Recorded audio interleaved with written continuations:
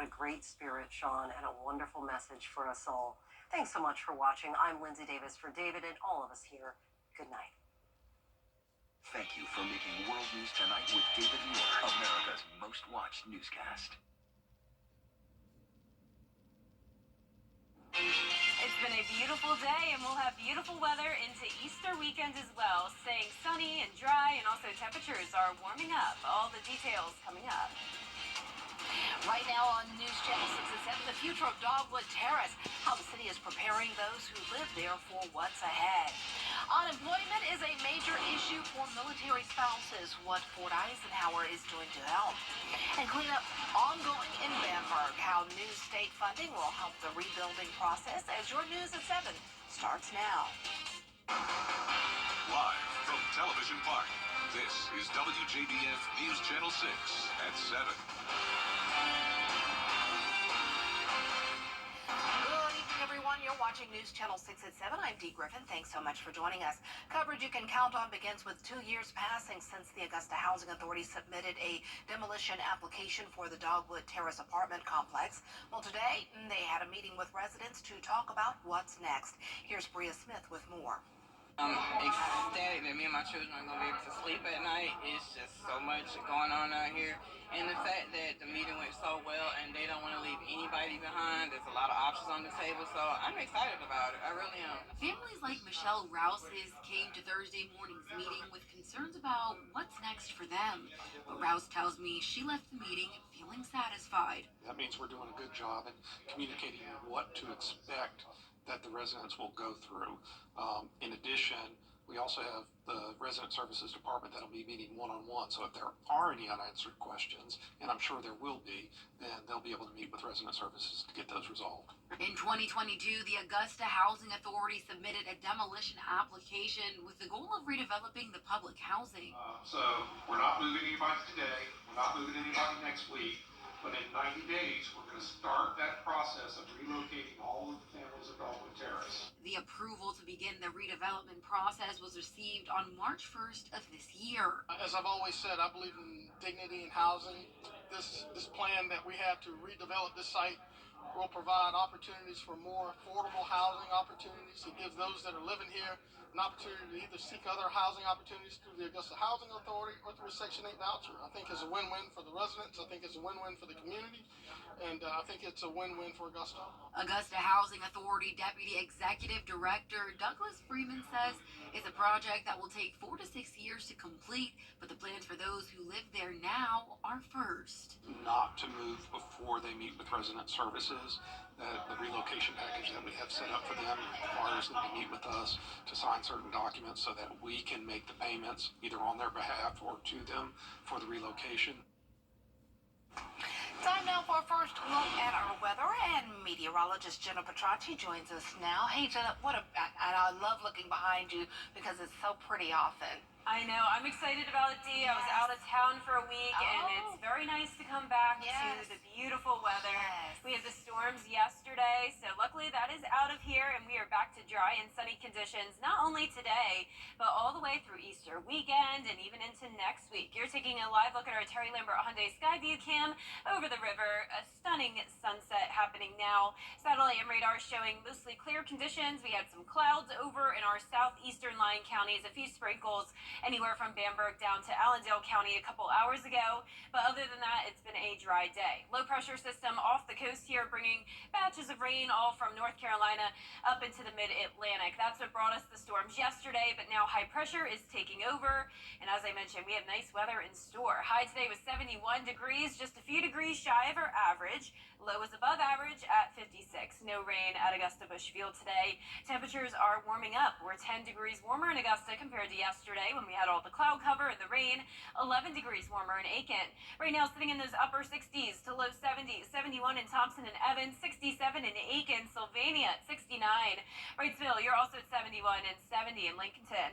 The dew points are low today, upper 20s through mid 40s. A little bit more moisture in those southeastern lying counties. Winds coming in from the north. So with this northerly wind, that will drop our temperatures tonight. So get ready for a cold one despite the warm day we had today. 9 miles per hour in Augusta, 13 in Lincolnton, 12 in Washington.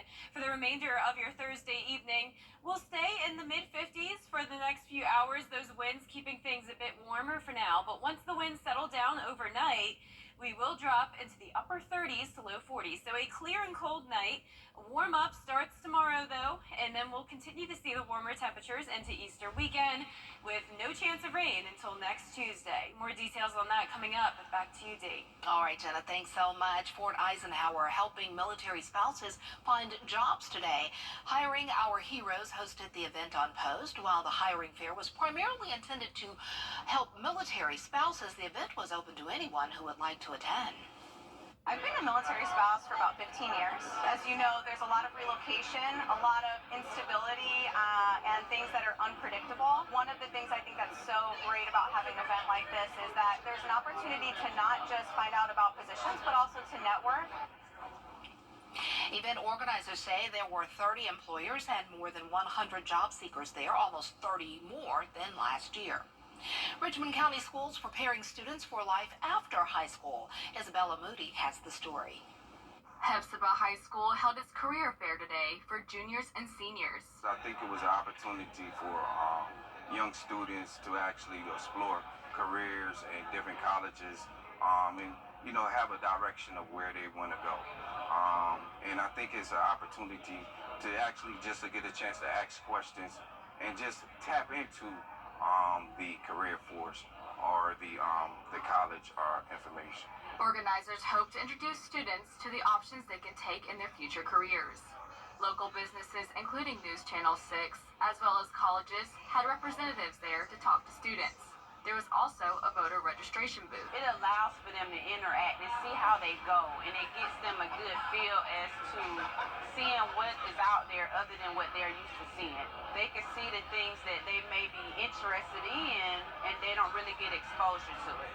So I think when we have the college and career fairs, it gives them that exposure.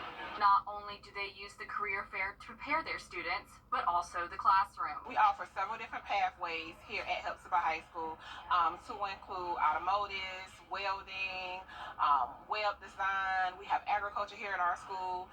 We also have cosmetology. We have ROTC here, as well as the fine arts pathway. So there are different pathways that the students can take during their duration in high school that prepares them for the different careers and college readiness. In Hephzibah, Isabella Moody, WJBF News Channel 6.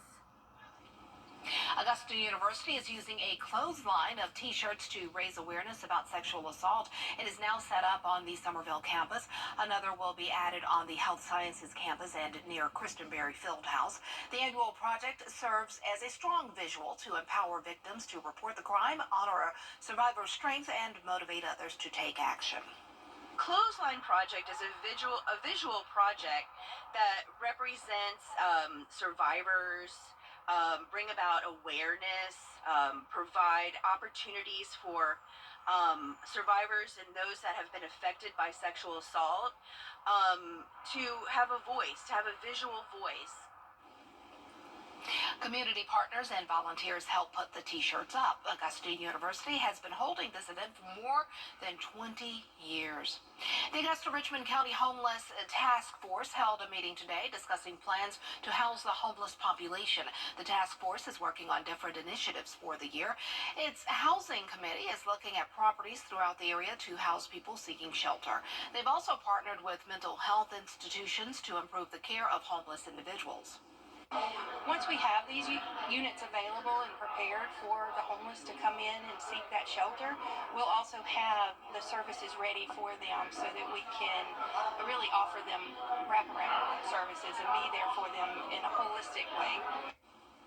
We'll have the full story on the Homeless Task Force coming up tonight on News Channel 6 at 10 and 11. Well, it's been nearly 3 months since the city of Bamberg was hit by an EF2 tornado. Governor Henry McMaster requested for disaster assistance last week, and the request has now been approved. Graham Lee has the story. The bricks left behind from the storm are still on Main Highway, but the help Bamberg needs is on the horizon. Well, we're grateful. And I'm definitely, I speak for my constituents and those who reside in the city and even in the county and surrounding counties. Last week, Governor Henry McMaster asked for disaster assistance from the U.S. Small Business Administration. and they approved his request Wednesday. Ramsey says the city has a great relationship with the state capitol, which is an advocate for Bamberg. We knew what was happening in our area. We wanted to make sure that we had all of our documents in place so that the state capitol could know that Bamberg was in need of assistance. In a statement, the governor says with our request for disaster assistance approved, impacted South Carolinians will now be eligible for low-interest loans that will help our people and businesses rebuild. Now the SBA has opened a disaster loan outreach center to assist businesses and residents affected by the tornado.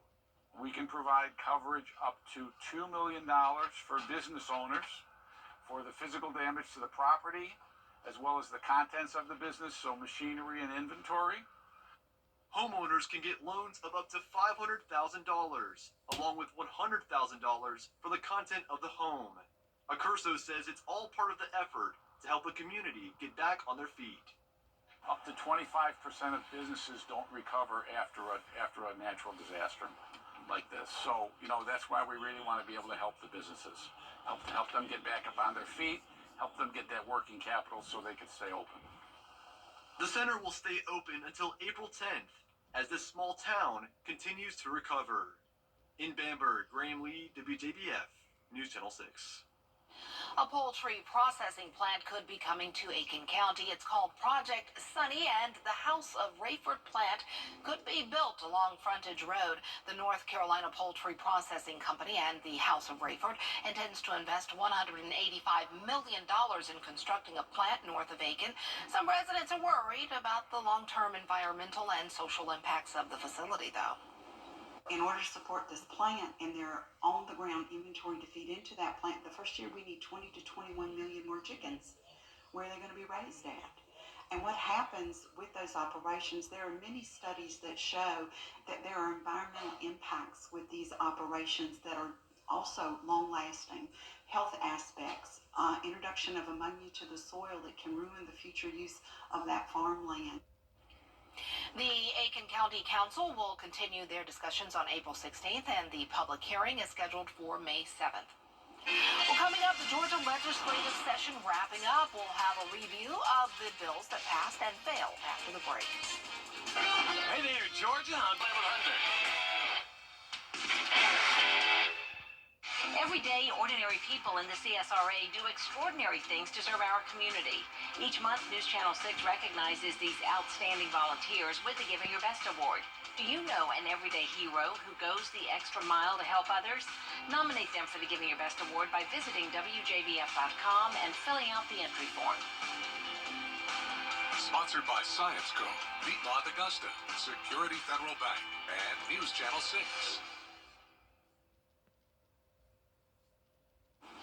Today, the legislative session wraps in Georgia. Lawmakers are racing to get bills across the finish line before midnight. Here's Atlanta Bureau Chief Archie Sargry. After 3 months under the Gold Dome, lawmakers will ratify a state budget for Georgia on day 40. There are a lot of key bills that have made it through, but one thing that a lot of folks don't get the chance to understand is that we agree on about 90% of most of the bills that come to us. Now, there are those ones that we have issues with, and that's usually the ones that get a lot of the publicity. This session, lawmakers approved the school voucher bill, stricter penalties for fentanyl trafficking, and pay raises for teachers and law enforcement. Of course, we want to make sure we prioritize education, making sure we're fully funding K-12 education. We want to make sure that we're giving our law enforcement personnel the raises that they deserve, our teachers the raises that they deserve as well. So those are some high points that we're looking for in our budget. Lawmakers say another priority this session was to tackle public safety and reduce gun violence. I have a bill to try to improve gun safety in a very pro-Second Amendment way by letting people use a tax credit to either get firearm training or a firearm storage device like a safe. This session, lawmakers have already cleared bills to lower the state income tax and make it easier to start new health care facilities. But some bills have failed, like Medicaid expansion and capping Georgia's tax credits for the entertainment industry. Reporting at the Georgia State Capitol, Archit Seshadri, Atlanta Bureau Chief. We are only 3 days away until Easter. We have beautiful weather now until then. Here's a look at that forecast for Easter Sunday. High of 82, nice and sunny. I'll have more details after this break. Cars are... Now, your most accurate forecast with WJBF Live 5/6. Good Thursday evening. It's been a beautiful day, not a cloud in the skies. We take a live look at our Terry Lambert Hyundai Skyview Cam at Doctor's Hospital. The sun is setting and temperatures are still in the upper 60s to low 70s for now. 69 in Augusta with north wind coming in at 9 miles per hour. Dew points are low in the upper 20s. Not a drop of rain in sight. We'll keep it dry and sunny over the next several days to come. Right now, temperatures around 68 in Washington and Crawfordville, 71 in Thompson, 65 in Edgefield, a bit cooler, 66 in Barnwell, 68 in Allendale. Those winds are up to around 15 miles per hour from the north, and because we do have the breezy conditions, that'll keep our temperatures a bit warmer for now, but when the winds drop overnight, that's when we'll see some cool temperatures. So we will have a cold one tonight under these clear conditions. It's been a mostly dry day other than a few spotty showers in Bamberg, Allendale, and Screven County. That's all from a low pressure system where the bulk of the rain is well off towards the northeast. That's the system that came through yesterday, but now we have high pressure moving in from the west, and that means not much going on in the forecast over the next couple of days. So for your Good Friday, starting out cold, as I mentioned, 39 degrees, so bundle up, but by the afternoon, it'll feel really nice with plenty of sunshine, 72 at the 3 o'clock hour. So here's a look at Easter weekend. Really can't beat it for outdoor activities. It's going to be completely sunny. Getting warmer though, so definitely stay hydrated if you're out and about, especially on Easter Sunday. High of 82. Low temperatures still chilly tomorrow, but then as we go into the weekend, we'll be back into those 50s, so not too cold in the morning either. High temperatures will continue to warm up all the way into next Tuesday in those low 80s. Back down to 72 next Wednesday, 70 next Thursday, and that'll be due to our next system moving through. But in the meantime, really all there is to talk about is the low humidity, a little bit breezy at times. Notice those dew points only in the 30s and 40s Friday and Saturday, so no moisture around. Winds will be gusty up to around 22 miles per hour on Saturday, so we do have the breezy winds, but that's about it. You'll notice here on Futurecast, there's the high pressure moving in. Winds coming from the north tonight into tomorrow afternoon, but then they eventually shift to the west. We'll see a little bit of cloud cover on Saturday morning, but other than that, not much going on this weekend. Our system out to the northwest of us will not be impacting us until we go into next week. So this will eventually come through on Tuesday night into Wednesday, bringing us our next chance of rain. But even with that, all of the activity will mostly be overnight into early Wednesday morning. So really for the next several days ahead, it's going to be very dry. Lows tonight in the upper 30s to low 40s, highs tomorrow in the low 70s, and a 10-day forecast showing those dry conditions, especially through Easter weekend, warming up into the upper 70s to low 80s, 83 Monday and Tuesday of next week, and then that rain chance Tuesday night into Wednesday morning, quickly followed by sunshine again next Thursday all the way into next weekend as well. Back to you, Dee. All right, thanks a lot. And I want to say hi, welcome home, Lisa Pope. She just posted a picture of me anchoring the news. Welcome back, fabulous friend. She's a phenomenal woman. Still ahead, as search and rescue continues in Baltimore, the Biden administration is working to make sure it doesn't impact the economy. We'll have the details when we return. Hey, folks, Gusta. Weather headlines on News Channel 6, brought to you by Jamie Casino Injury Attorneys. Weather headlines on News Channel 6, brought to you by Jamie Casino Injury Attorneys. The Biden administration says it's working to ensure the pain of the bridge collapse in Baltimore does not ripple through the economy. Raquel Martin has the story. To minimize potential harm to the economy, local, state, and federal authorities are scrambling to reroute shipments heading to the Port of Baltimore. Even though the channel may be closed, the landside operations at the port are actually working. Gary Davis is CEO of the American Association of Port Authorities. He says consumers should not be concerned the price of goods will spike. U.S. supply chains are highly resilient. The port is a multi-billion-dollar hub for foreign car imports, construction machinery, and is the second largest exporter for American coal. My best intelligence is that it'll take between 3 and 6 weeks to make the channel passable. For Scott Cowan, the union president representing thousands of Baltimore port workers, that's not nearly fast enough. I need help now. My people need help now. He says already nearly 2,000 port workers are losing their paychecks. Everybody's struggling. And he says the state's economy is in even bigger trouble. $191 million a day when the channel's closed. Shaylin Batt, the Federal Highway Administrator, says the Department of Transportation and the state of Maryland are considering providing resources to help workers who lose wages. The financial well-being of workers is top of mind. But Batt says because there is an ongoing investigation and recovery operation, it remains unclear when the port will reopen. Hopefully we'll be able to see light at the end of this situation, but it's just too early to tell right now. In Washington, Raquel Martin. Imagine a special evening you lovingly plan to celebrate for your anniversary. Flowers, a night on the town, reservations and tickets months in advance. A truly special occasion. Imagine going to the hospital instead. A night of celebration turns into weeks of pain. George Sink Injury Lawyers will be there for you. Our team has the experience to help you get your money faster. Just call all nines now. Caring for Carolina.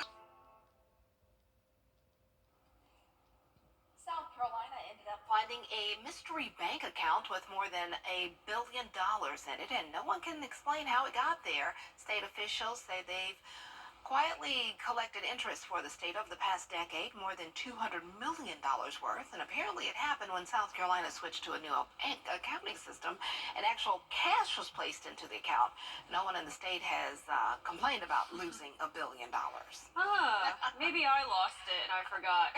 Does finders keepers apply in this case? Wouldn't that be nice to find? That would be. Wow. Well, for a 10-day forecast, it's going to be beautiful over the next several days into Easter weekend. Plenty of sunshine. Temperatures warming up each day. It will be cold tonight with a low of 39, high of 73 tomorrow, and then up to the upper 70s Saturday, 82 Easter Sunday, low 80s into next week. Next chance of rain Tuesday night into Wednesday. Excellent, excellent. I can't wait till this weekend. Yes, I know. All right, well, that does it for us, but we're always with you at WJBF.com. Entertainment Tonight is next.